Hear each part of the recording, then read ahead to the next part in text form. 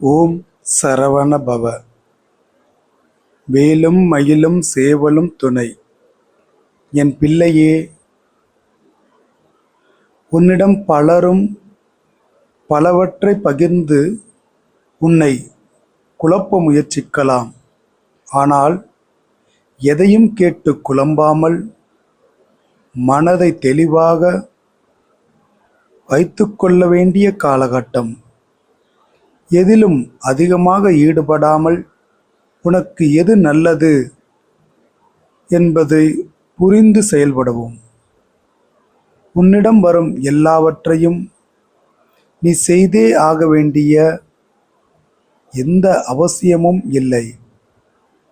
கொஞ்சம் ஓய்வெடுத்து கொண்டு உனக்கு பிடித்த புத்தகத்தினை வாசிக்கவும். அது உனக்கு ஒரு நல்ல மனநிலையை தரும். தியானம் செய்திட முயற்சி நீ கட்டாயம் செய்ய வேண்டும். தியானம் உனக்கு கைகூடாவிட்டாலும் நீ செய்வதற்கு முயற்சி செய்ய வேண்டும். நாளை உனது பிரச்சனையை நான் பார்த்து கொள்கிறேன். இன்று பக்குவப்பட்ட நிலையில் அமைதியாக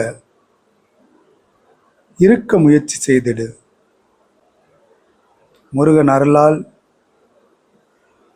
என்னால் பக்குவமாக சிந்திக்க முடியும் என்று பதிவிடு. பக்குவமாய் பாதுகாப்பாய் நீ இருப்பாய்.